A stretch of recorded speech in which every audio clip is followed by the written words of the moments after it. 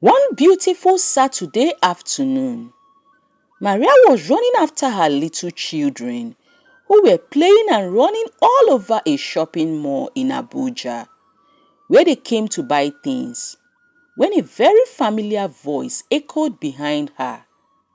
"Don't run too far, I will come after you myself."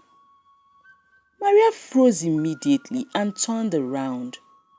For a moment, the world seemed to stand still. The bustling noise of the supermarket faded immediately, leaving just the sound of their heartbeats. They stared at each other for long, frozen in time. "Vivian!" exclaimed Maria, her voice rising with great joy. She abandoned her shopping trolley and pushed forward, pulling Vivian into a very tight, tearful hug. Vivian laughed cheerfully, a sound that used to be so familiar and very heartwarming for Maria. "I cannot believe this is you, Vivian," said Maria. "After 15 years? Oh my God." "Yes, this is me," said Vivian happily. "When did you get back?" said Maria. "I thought I will never see you again in this life. You suddenly stopped replying your emails after you got to America. I worried so much if something bad had happened to you. But your mother's voice over the phone, the last time I snuck and called her number, made me know you were alright, so I relaxed. What happened?" "Life happened, Maria. You know, life in a new country is not always easy. I moved around a lot, from cities to cities. At some point, I lost my laptop and had to walk off my ass for months to be able to buy another one. My big sisters were not sending me money as I thought to. Moving me to USA to hide my shame after I had failed many jams was enough favor already from my big sisters, as they had their own families to take care of. So I had to start fending for myself. I lost all my contacts and emails with my laptop, and I even forgot the password to the email address we used to chat with when I finally got another laptop months later. I understand now, Vivian. Sorry for all you went through before getting stable. I felt you had abandoned me, so after a while, I moved on myself. How can I do that, Maria? Wait, you have kids now?" "Yes, so I do, Vivian, and a very wonderful husband that worships the ground I walk on. It's been 10 years of bliss for us, and I pray it never stops." "What about you, Vivian?" asked Maria. "I am still single, oh," said Vivian, with a raised eyebrow. "I'm very happy for you, Maria. Your little girls are so beautiful and very adorable." "Thank you, Vivian. My eldest boy is still in school. We are going back right now to get him because he stayed back for extra lessons." "Oh, that's great," exclaimed Vivian. Maria and Vivian took each other's phone numbers before parting ways that afternoon and promising to stay in touch with each other. One Wednesday afternoon, a few weeks later, Maria was on her way to the local market to purchase some food items after dropping off her kids in school when Vivian's call came into her phone. "I am dying, Maria," came Vivian's broken and shaky voice from the other end of the call. "How?" screamed Maria, who immediately started scanning through her WhatsApp chats for the hotel address Vivian gave her 2 weeks ago. Maria had been so busy with her family and work that she had been postponing meeting up with Vivian physically, though they've been chatting, but that was just few times. "I knew my dying voice would finally bring you here, Maria," said Vivian, as she let Maria into her hotel room. "Vivian, you scared me. Why were you sounding half dead over the phone?" "Because it's been 3 weeks we ran into each other, and you keep making up excuses and postponing a physical meetup. I've been wondering if it's still the same Maria. I mean, my very own Mary Queen."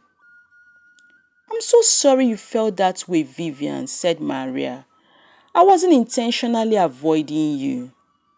Taking care of my family and my work is quite hectic for me. My kids are still so little, and their demands of me is usually so overwhelming. Please bear with me. I heard you marry Queen. I cannot even still believe it that you're now married, let alone a mother of 3. That is huge, said Vivian. Vivian handed Maria a glass of wine as they both sat and talked endlessly, recalling every beautiful moment from their past and laughing so hard. When the alcohol bottle was starting to run empty and the effects greatly kicking into them, Vivian turned to Maria and whispered, I think I am still in love with you, Mary Queen. Maria's heart skipped a beat, but she was too tipsy to even think right. I know you're married now, Maria, but you were the love of my life and you still are. At this point, Maria quickly looked away with a misty eye. She had thought about Vivian severally over the years and missed her on some days. But life has now taken them both in different directions and given her a new path she doesn't regret at all. Her husband adores her so much and she loves him too. Do you ever think about what we had back then, Maria? Asked Vivian tearfully. Of course I do, Vivi, admitted Maria softly. You were my first love too, and I will never forget that.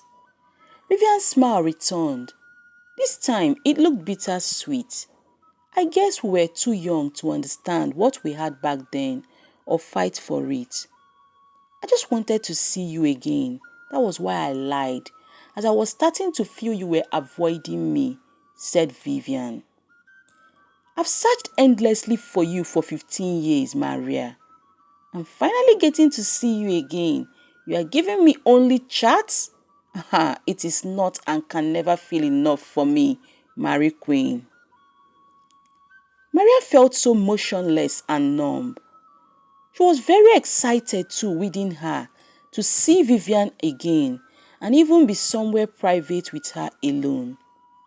The only thing holding her back in her head from running into Vivian's arms was the thought of betraying her husband, whom she equally loved so much. Vivian hasn't aged a day.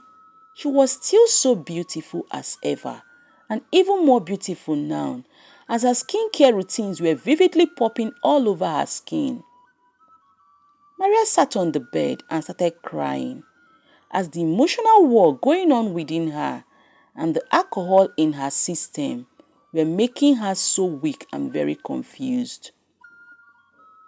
Vivian ran to her quickly and started comforting her with her usual witty, charming and comforting words she used to use and comfort her when they were in secondary school. As Maria listened to Vivian while she sobbed, old feelings started resurfacing gradually within her heart with an alarming speed. And before she could realize what was happening, she and Vivian had crossed the line and made out with each other.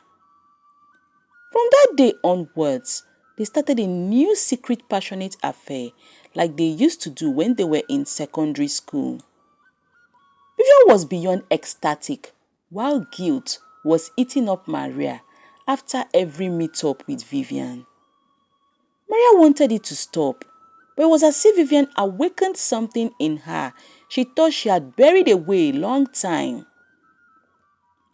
Each time Maria met up with Vivian, her heart would swell with so much joy in the heat of their happy moments, only to end up plummeting into deep sadness and killing guilt later on when she gets home.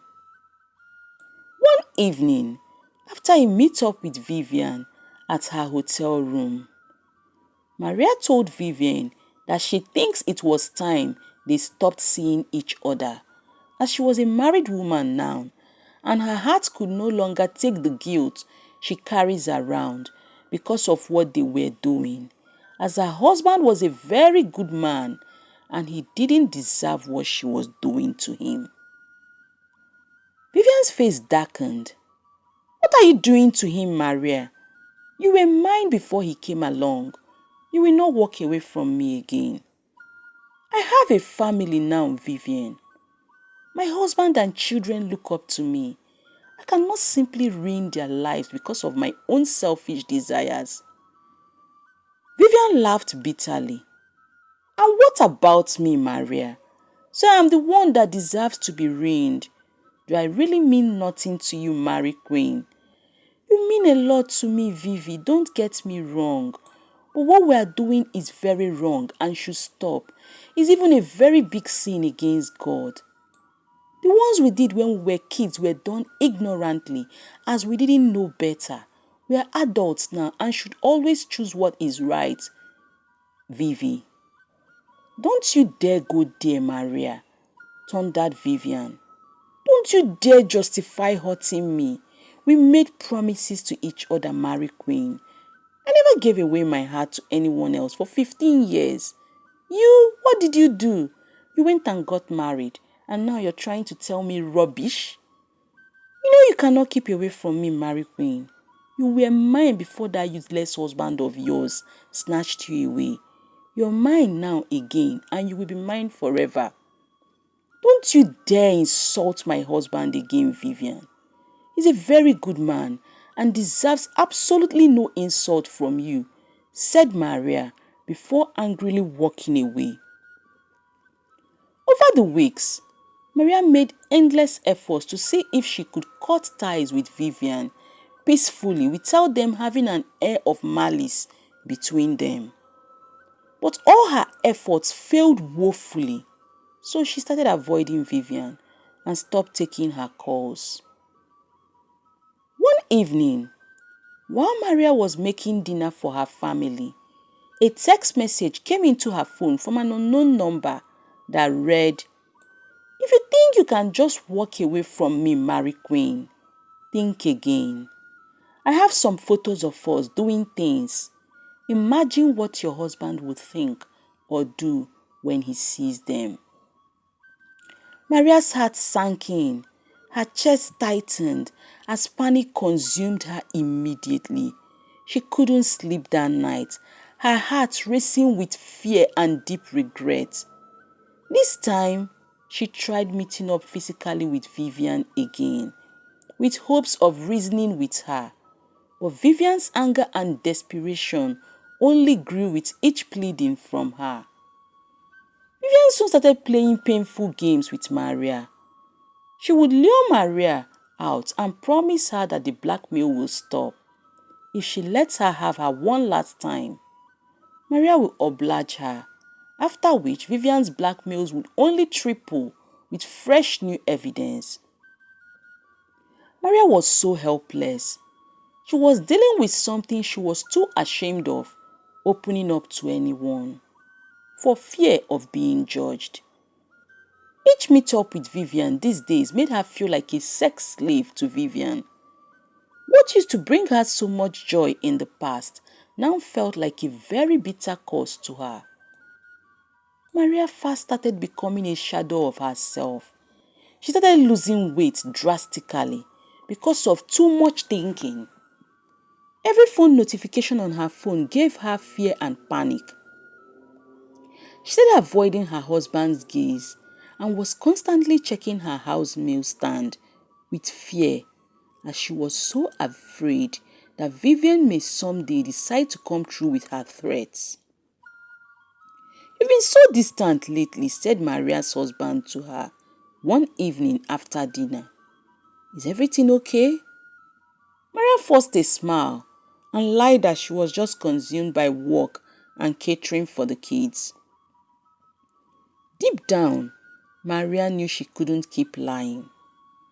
The weight of her secret was suffocating her so bad, and Vivian's blackmails loomed over like a storm, as she had stopped showing up to be used as her sex slave while waiting on her to do her worst. One Sunday afternoon, after church, Maria summoned courage and sat her husband down and confessed everything about her past with Vivian to him.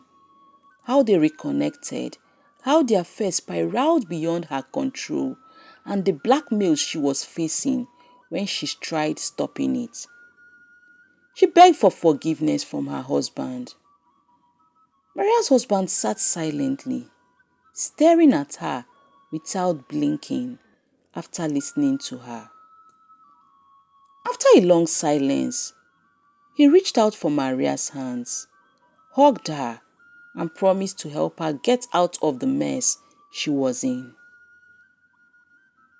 The next day, Maria's husband contracted the services of a lawyer who helped them make a report against Vivian at the police station. The police invited Vivian to their office and made her sign an undertaking that she will stay very far away from Maria and her family and will never blackmail Maria ever again or risk being sued to court.